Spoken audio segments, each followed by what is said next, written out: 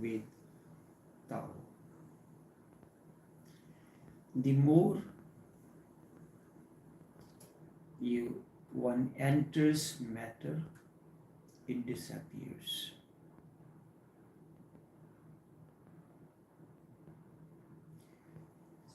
Physicists like Max Planck and Einstein worked deeper, and they came to realize that deeper one penetrates the matter, the more matter disappears. Something more beyond the matter disappears, and something else appears to be there.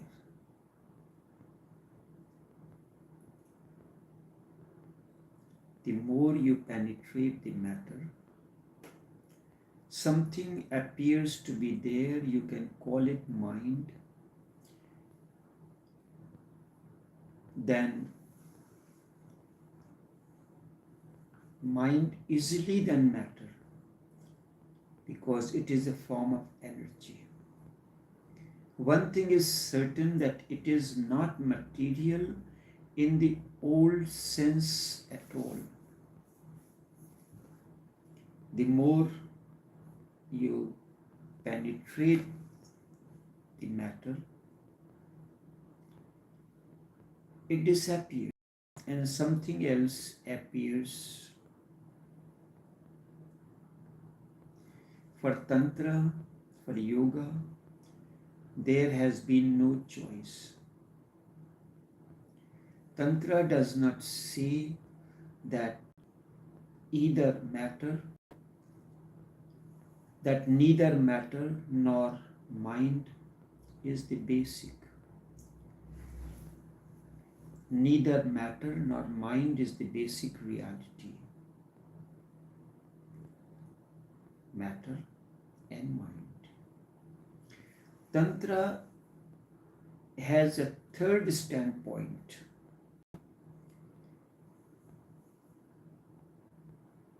Tantra has a third standpoint, that reality is neither matter nor mind, it is beyond.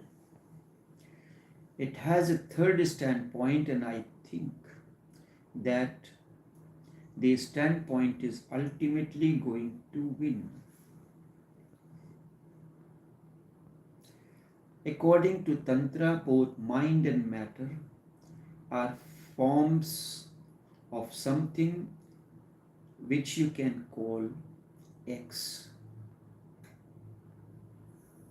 There is energy. And this energy, for a long time, it was considered as matter.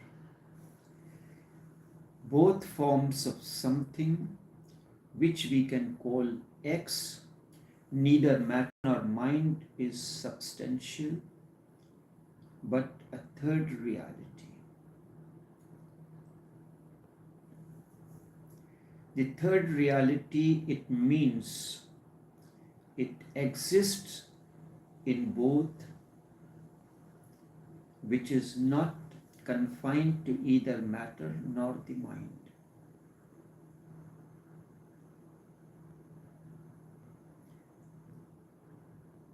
Both matter and mind are different forms of manifestation of that energy.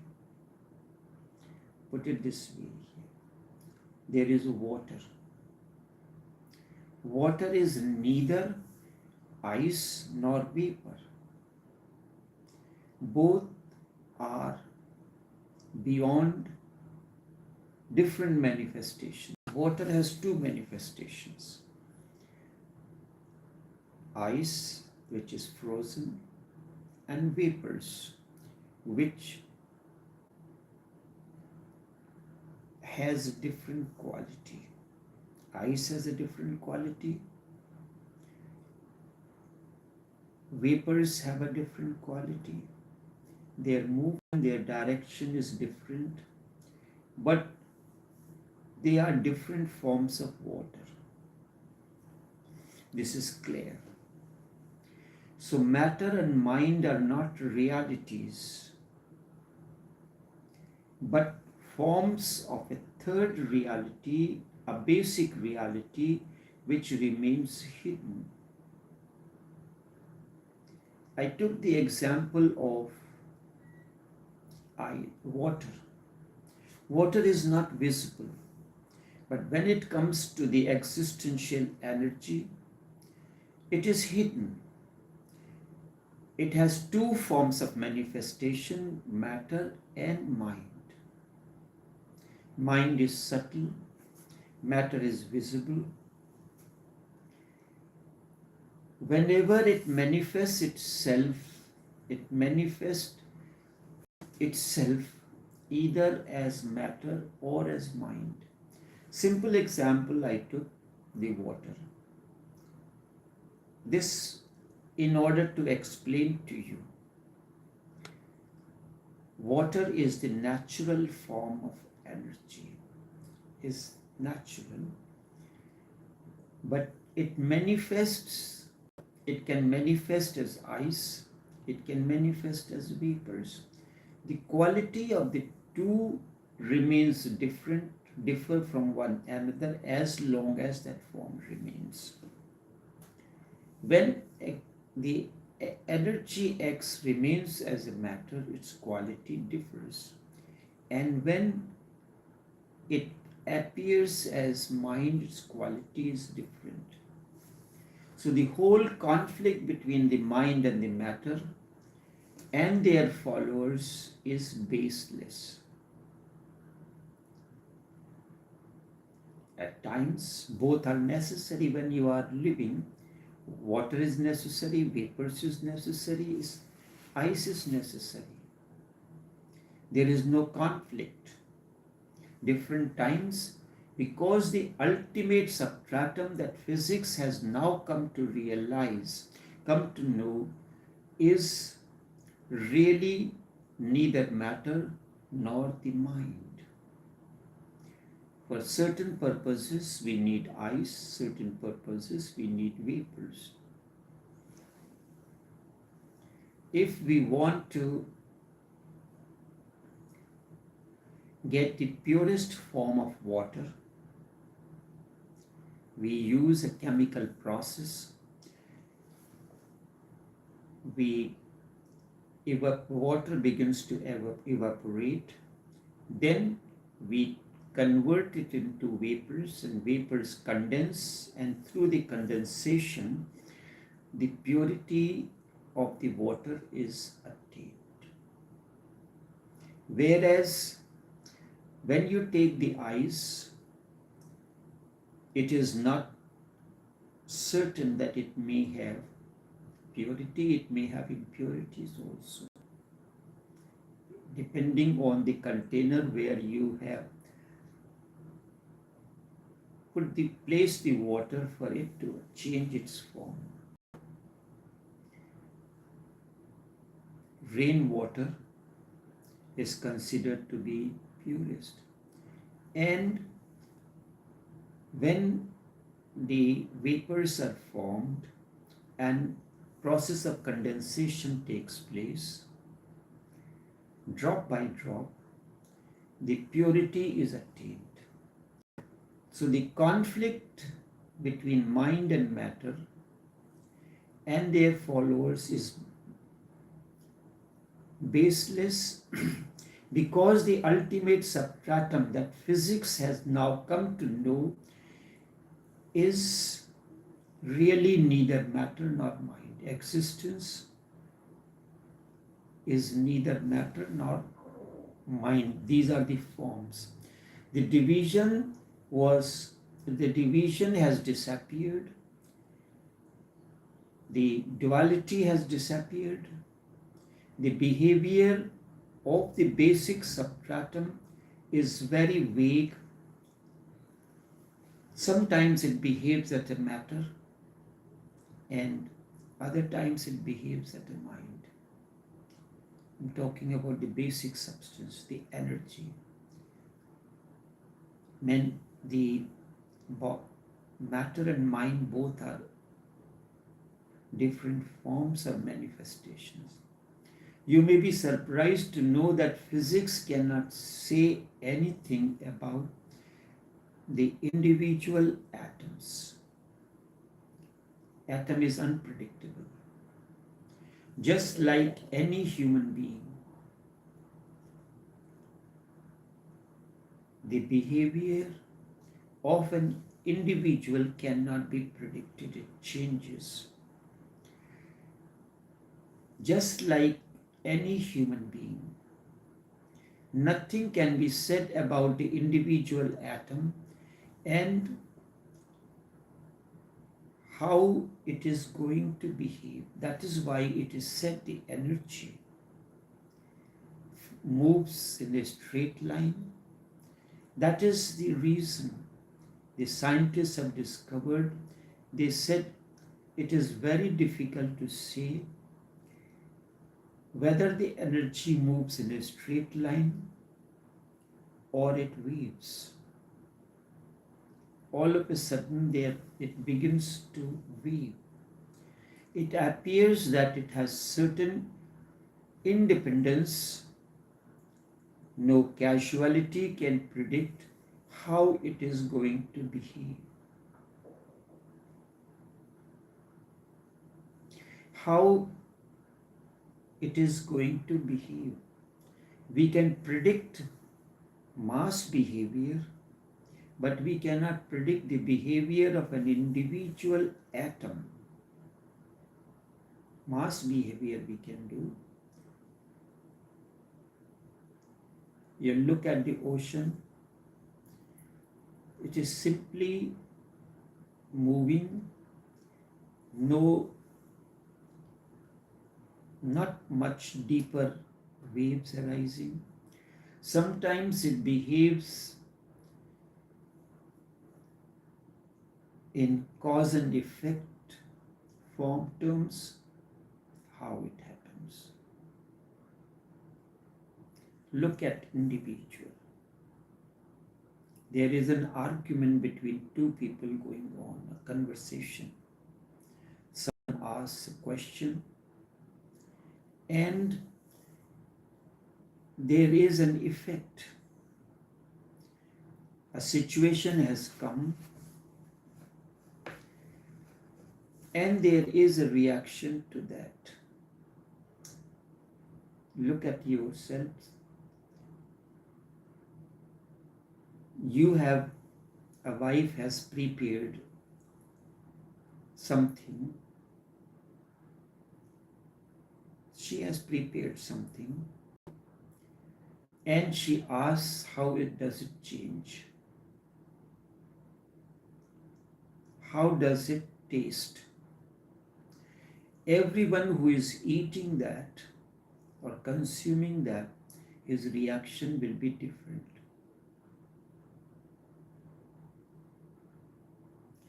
It is unpredictable. Sometimes it behaves in cause and effect terms, like you are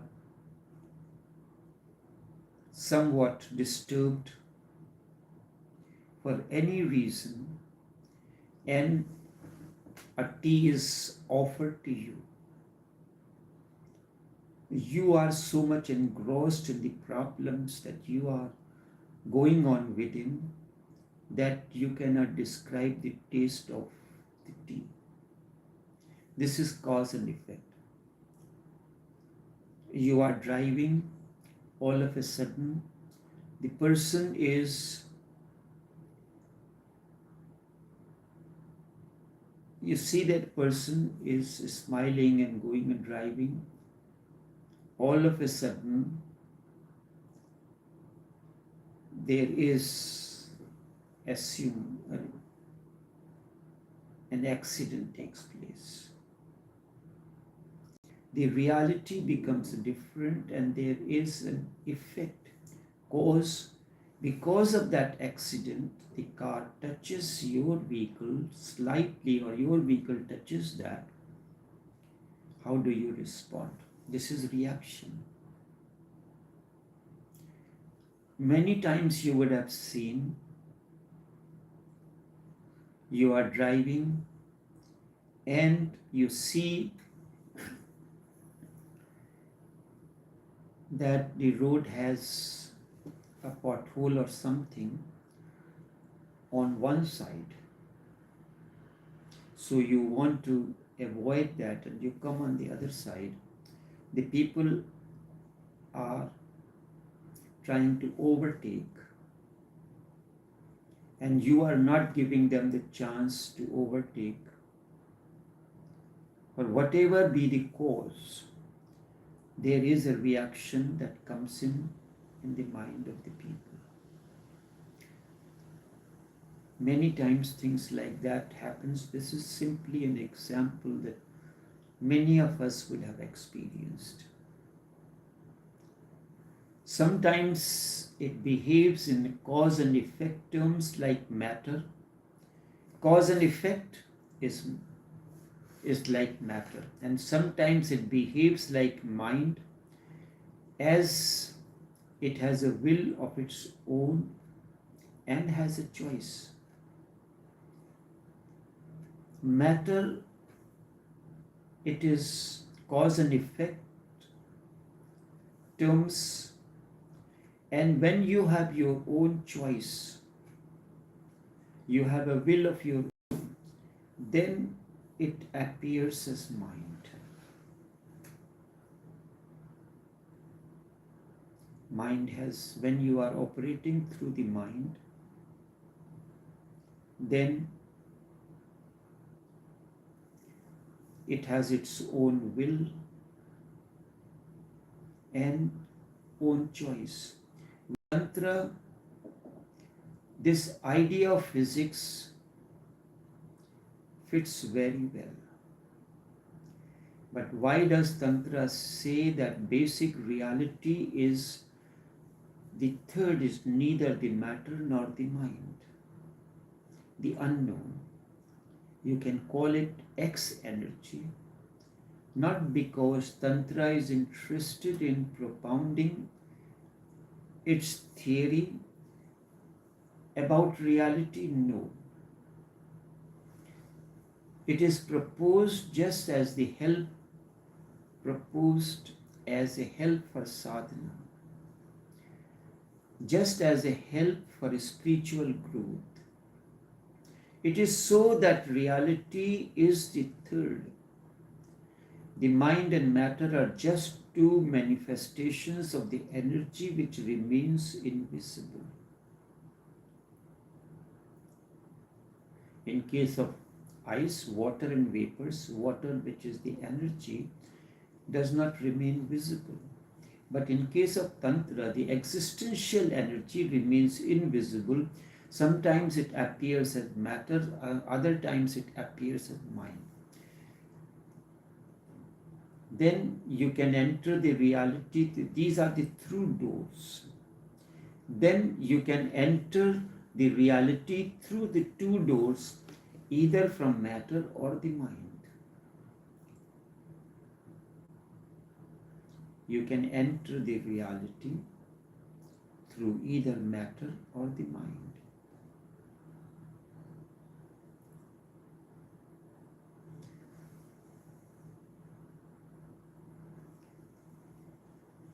But either from the matter, door of matter, or through the mind. If you try to enter from the door of the matter, then there are certain techniques that you have to use. If you are entering through the matter, the door. So mind and matter are two doors. Either you can enter through the body, the matter, or through the mind. When you are entering the third reality through the door, there are certain techniques.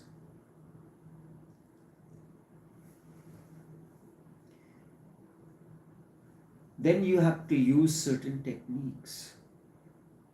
How it can happen? How does it? How one can understand this? If you have to enter a person, a door, a room, a place. Either you can enter through the door, so you have to follow a technique. You have to walk to reach through the door and enter the place through the door. And when it comes to the mind, you do not use any technique. Instead, you use the imagination and you enter. There are certain techniques that you use. Hatha yoga is a technique to enter the reality through the doors of matter. When you are practicing the hatha yoga and those exercises and so, through that door you enter the ultimate reality through the body. You have to do something with the body. You have to transform the body. You have to crystallize certain chemical phenomena in the body, and then you can enter the reality. Now,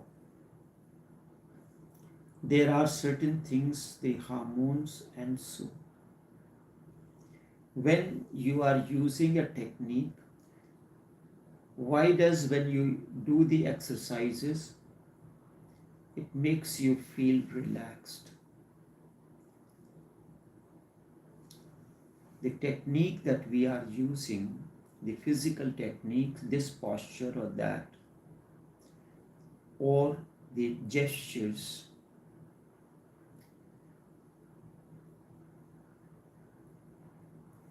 if you are simply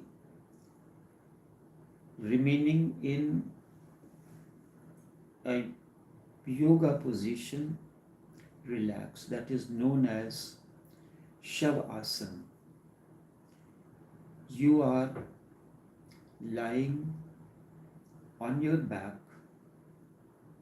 no movement, nothing. So the energy that was moving or flowing through the movement of the body is not moving, instead it is conserving, and you feel more relaxed.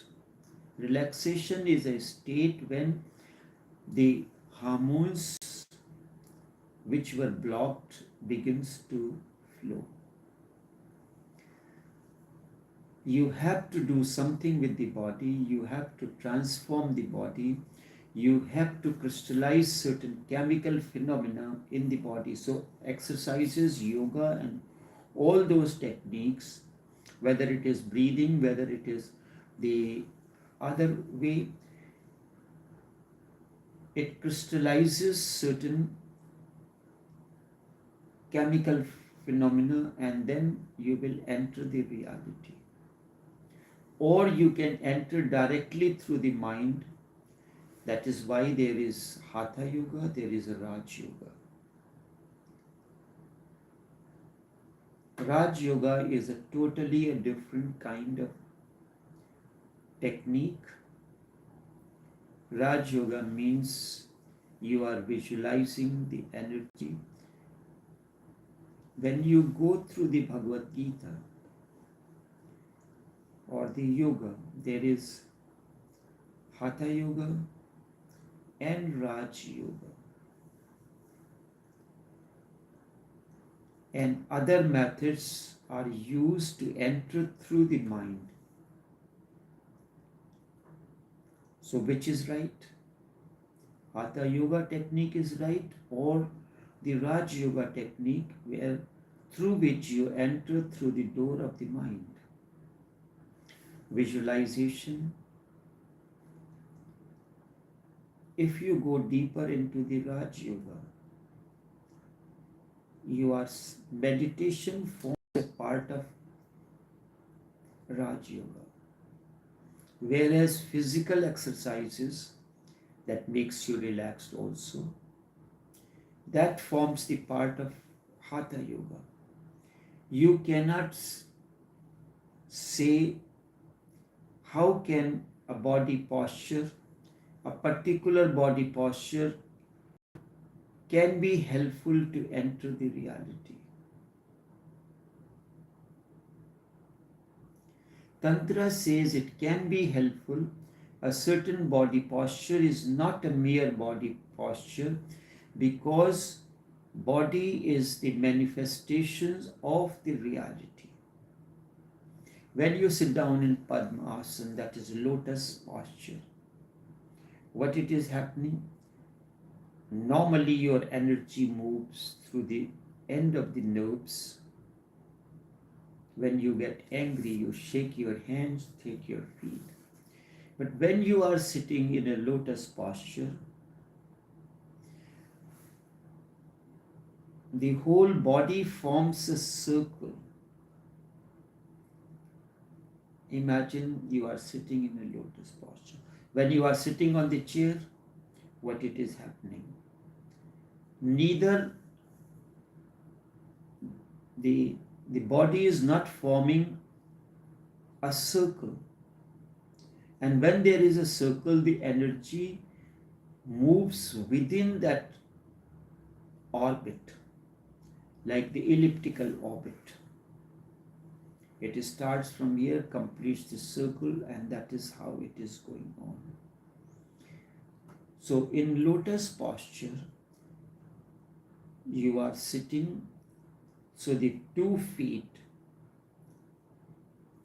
are resting on each other, and the hands, the palms, you are holding this posture and resting on that. So energy is not moving outward. Instead, it is moving in a circular form. You cannot say to Tantra, how can a body posture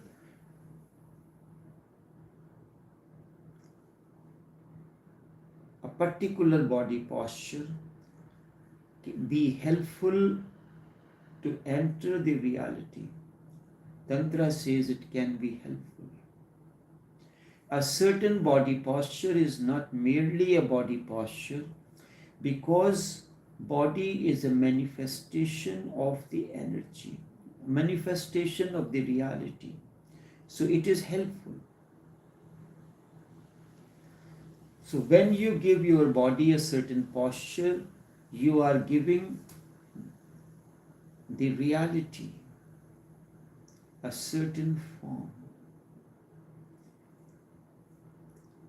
And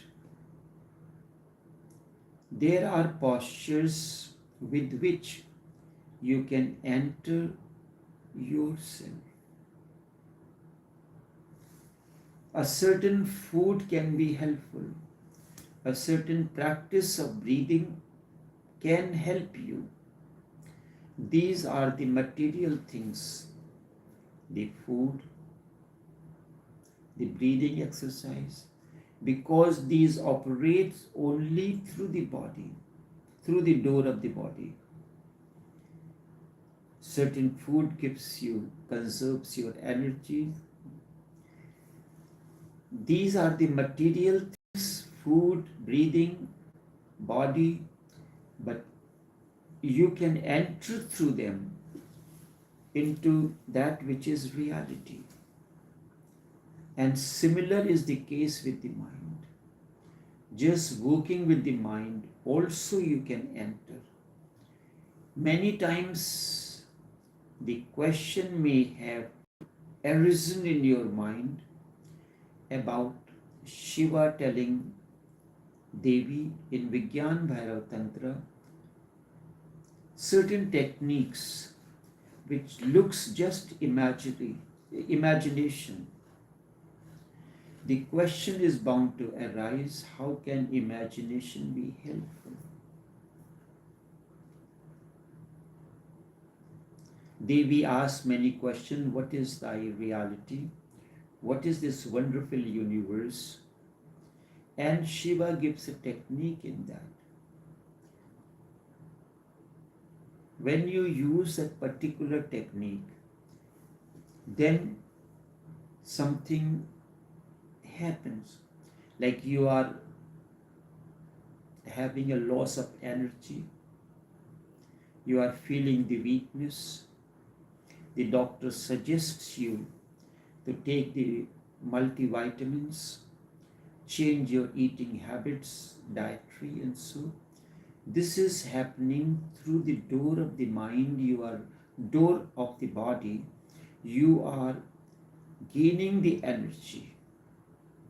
When you continuously take the food which is nourishing, it is the through that the this is the door of the body through which you are experiencing the reality. The other is the mind.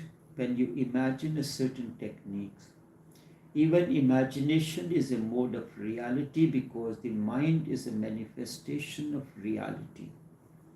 And when you change the imagination in the mind, you are changing the mode of reality. We'll continue this in tomorrow's session. Until then, take care.